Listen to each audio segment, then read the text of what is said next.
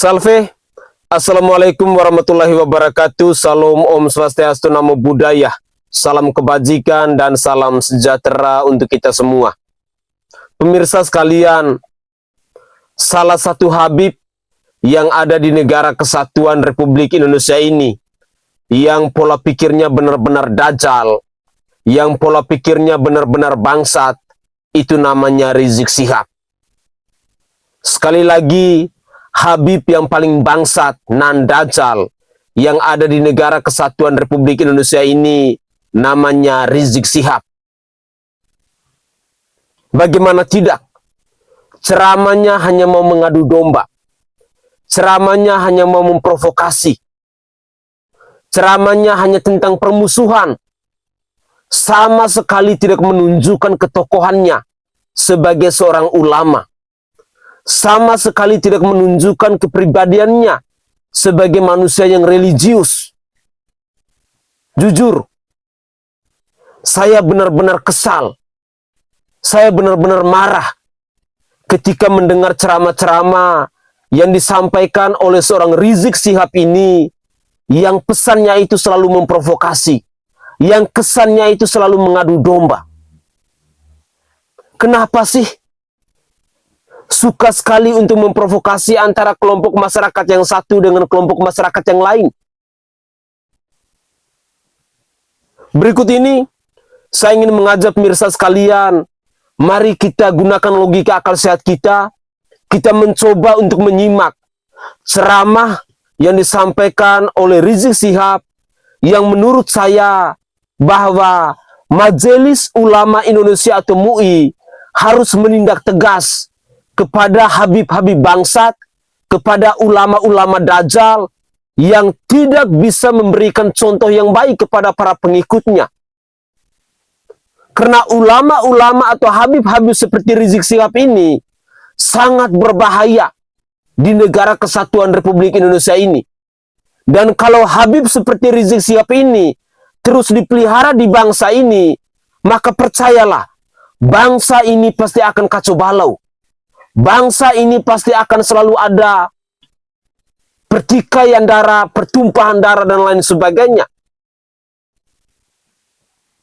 Sekali lagi, inilah contoh ulama-ulama bangsat, contoh habib-habib bangsat. Semoga saja Majelis Ulama Indonesia bisa mencabut rekomendasi kepada Rizik Syihab ini untuk berceramah di atas panggung di hadapan para pengikutnya. Karena ceramahnya ini benar-benar sesat. Ceramahnya ini benar-benar hanya mau mengadu domba. Ceramahnya ini benar-benar tidak pernah membawa pesan-pesan kedamaian. Layaknya dia sebagai seorang ustadz, layaknya dia sebagai seorang ulama, layaknya dia sebagai pribadi yang paham akan nilai-nilai religius itu. Mari kita simak terlebih dahulu ceramah yang disampaikan oleh Rizik Syihab berikut ini. Maka itu fundamentalis dan tradisionalis tidak boleh bersentuhan, harus dijauhkan, bahkan harus diadu domba. Nah, ini yang terjadi di Indonesia saat ini. Bagaimana supaya dua kelompok ini diadu domba? Nah, kenapa ini yang harus diadu domba? Karena kelompok fundamentalis dan tradisionalis ini yang pengikutnya paling banyak. Kalau yang namanya modernis, kelompoknya tidak seberapa. Modernis dalam pengertian reincorporation, apalagi liberalis, mereka nggak seberapa. Mereka punya basis massa. Kita bicara basis massa akar rumput. Nah, yang memiliki basis massa akar rumput yang sangat kuat hanya kelompok fundamentalis dan kelompok tradisionalis.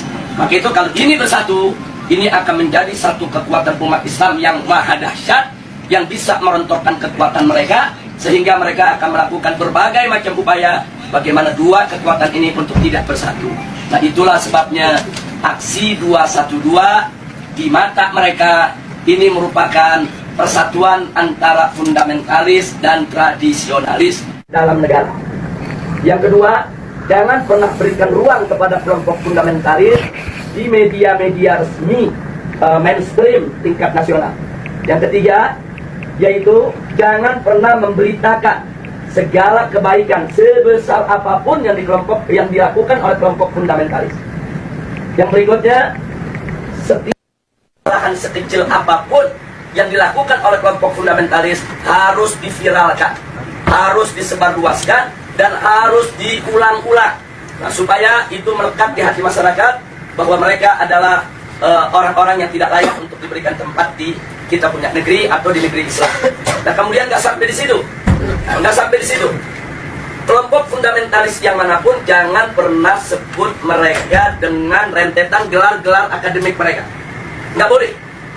Apakah itu gelar-gelar kehormatan di tengah masyarakat atau gelar akademik, profesor, doktor, dan lain sebagainya. Jangan. Cukup sebut namanya aja untuk mengopinikan di masyarakat bahwa kelompok fundamentalis itu kuper, bodoh, tidak berpendidikan, tidak punya gelar, nggak ngerti dunia akademik, dan seterusnya. Jadi cukup sebut nama mereka, tidak perlu diberikan embel-embel yang lainnya. Nah, kemudian nggak sampai di situ. Jadi masih banyak lagi yang mereka lakukan. Apa yang kita alami saat ini di kita punya negeri. Nah, bagaimana para habaib, para ulama kita, bagaimana tokoh-tokoh kita di Majelis Ulama Indonesia, yaitu mereka kecilkan, mereka lecehkan, mereka hina-hina. Bahkan mereka mencoba mencari kesalahan-kesalahan, bahkan kalau nggak ada kesalahan, ya buatlah fitnah-fitnah yang bisa diterima oleh masyarakat tentang mereka. Dan ini akan mereka lakukan terus. Jadi artinya bagaimana cara menghabisi kelompok fundamentalis? Satu, kerdilkan mereka. Dua, jauhkan mereka dari masyarakat. Kemudian ketiga, yaitu bidik daripada para tokohnya. Kalau bisa dirangkul, dirangkul. Kalau nggak bisa dirangkul, dipukul. Bisa dipeluk, dipeluk. Nggak bisa dipeluk, digebuk. Nah, jadi ini yang mereka lakukan. Nah, baik, sekarang yang kedua. Lalu bagaimana dengan kelompok modernis? Kelompok modernis bagi mereka yaitu statusnya aman. Bagi mereka statusnya aman. Nah, aman, statusnya aman, sehingga perlu diberikan ruang. Diberikan ruang publik, diberikan ruang media, diberikan ruang dalam sistem pemerintahan, perlu didengar suaranya. Dan kalau ada dari mereka yaitu punya kesalahan, tutup itu kesalahan, jangan diviralkan. Kalau mereka melakukan kebaikan, sekecil apapun kebaikan, maka itu harus diviralkan dan harus disebarluaskan. Dan penyebutan nama mereka harus lengkap dengan segala macam rentetan gelarnya, gelar kehormatannya, dan seterusnya, dan seterusnya. Jadi posisi mereka dianggap aman. Nah, kemudian yang ketiga, kelompok liberalis. Kelompok ini mereka berikan status sangat aman. Nah, kenapa diberikan status sangat aman? Karena kelompok ini bukan hanya sekedar dianggap kawan, tapi sudah dianggap sebagai antek. Beda kawan dengan antek. Kalau modernis itu masih kawan barat, tapi kalau sudah liberalis itu antek barat. Nah, jadi mereka sudah tidak ada nilai kritis sama sekali. Nah, tapi justru kelompok ini yang mereka besarkan. Kelompok ini harus dibesarkan di seluruh negeri-negeri Islam. Jadi bagaimana caranya kelompok ini bisa berkembang? Berikan ruang, berikan finansial, berikan tempat, berikan kesempatan di media, di TV, di radio, di surat kabar, dan lain sebagainya. Kemudian pendapat-pendapat mereka viralkan, seolah-olah itu merupakan pendapat daripada masyarakat Islam internasional dan seterusnya. Dan libatkan mereka, undang mereka kalau ada konferensi-konferensi internasional di mana saja, untuk lebih memantapkan posisi mereka di tengah masyarakat. Dan kalau mereka punya kejelekan, sejelek apapun, sebesar apapun, yaitu supaya disembunyikan. Jadi jangan kaget kalau tokoh-tokoh liberal di Indonesia ada di antara mereka yang menghamili sekretarisnya, yang memperkosa pegawainya, tidak pernah muncul di media. Jadi semua harus ditutup, tidak boleh. Tapi kalau mereka melakukan kebaikan sekecil apapun, maka kebaikan itu harus terus, yaitu dieksplorasi untuk kemudian diviralkan, disebarluaskan ke mana-mana. Jujur ya, sebenarnya video ini merupakan salah satu alat bukti kalau polisi benar-benar mau menegakkan keadilan, mau menegakkan hukum di bangsa ini. Sekali lagi, kalau polisi mau bekerja dengan hati, mereka mau bertanggung jawab untuk menegakkan hukum di Republik ini, ceramah-ceramah seperti yang disampaikan oleh Rizik Syihab ini sebenarnya sudah menjadi alat bukti. Tetapi entah kenapa, sampai sekarang Rizik Syihab masih terus saja diberi panggung. Yang terbaru kemarin, dia mengkritik kebijakannya Kang Deddy Mulyadi terkait dengan perubahan nama Rumah Sakit Al Ihsan menjadi Rumah Sakit Welas Asih.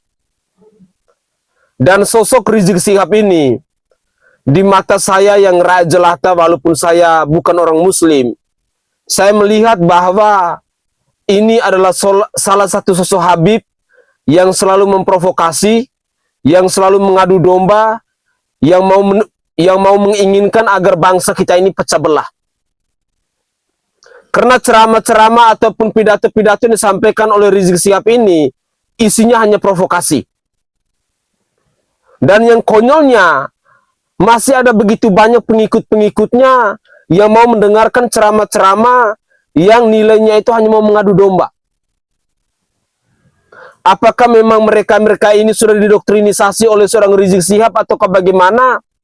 Saya yang adalah rakyat Indonesia ini sama sekali tidak mengerti.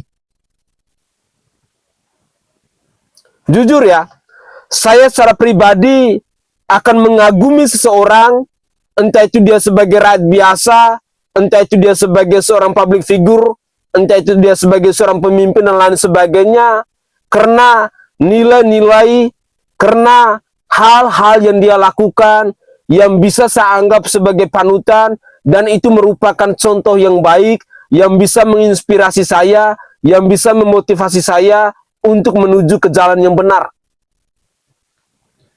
Pertanyaan saya, apakah isi ceramah dari seorang Rizik Syihab yang kita simak bersama-sama dalam cuplikan video tadi bisa memotivasi kita? Bisa menginspirasi kita? Bisa membawa kita ke jalan yang benar? Tentu saja tidak. Saya berharap bahwa para pengikut Rizik Syihab ini tolong sadarlah. Sekali lagi, tolong sadar. Kalian sedang dijadikan sebagai alat oleh seorang Rizik Syihab. Kalian sedang diadu domba. Kalian sedang dipergunakan untuk kepentingannya Rizik Syihab. Saya sih berharap agar Majelis Ulama Indonesia atau lembaga ataupun institusi terkait yang bisa memberhentikan atau mencabut izin dari seorang Rizik Syihab ini agar jangan pernah lagi untuk berceramah. Karena ceramah-ceramah yang disuarakan oleh Rizik Syihab ini benar-benar sangat berbahaya. Ngakunya sebagai Habib, ngakunya sebagai ulama. Tetapi setiap kata-kata yang keluar dari mulutnya Rizik Syihab benar-benar tidak bisa untuk menyejukkan hati kita. Benar-benar tidak membawa kedamaian. Semoga saja cuplikan video singkat ini bisa menyadarkan para pengikut dari Rizik Syihab yang selalu menjunjung Rizik Syihab, yang selalu memuja-muji Rizik Syihab dan lain sebagainya. Tolong sadar bahwa seorang Rizik Syihab, dia sedang memperalat kalian untuk mengadu domba, untuk membuat hidup kalian itu tidak lagi menuju ke jalan yang benar, tetapi menuju ke jalan kehancuran. Semoga saja para pengikut dari Rizik Syihab ini bisa sadar. Dan buat kita, pemirsa sekalian, tolong, mari kita gunakan logika akal sehat kita. Ada begitu banyak kiai ataupun ulama ataupun ustadz di bangsa ini yang ceramahnya itu menyejukkan hati kita. Yang pidatonya mereka itu benar-benar membuat hati kita adem. Ada begitu banyak di Indonesia ini. Ikutlah dengan mereka. Jadikanlah mereka sebagai panutan. Tinggalkan si Rizik Syihab itu. Manusia otak dajal, manusia otak bangsat, manusia yang hanya memprovokasi, manusia yang hanya mengadu domba. Tolong tinggalkan Rizik Syihab itu. Dia adalah contoh ulama, contoh Habib yang tidak baik. Semoga saja cuplikan video pendek ini bisa didengar, bisa disimak oleh para pengikutnya Rizik Syihab agar mereka bisa sadar, agar mereka bisa melek, agar mereka bisa kembali ke jalan yang benar. Saya Sainai dari Provinsi Nusa Tenggara Timur. Saatnya kita yang rakyat jelata harus berani untuk bersuara. Salam hormat, salam NKRI, dan salam Pancasila untuk kita semua.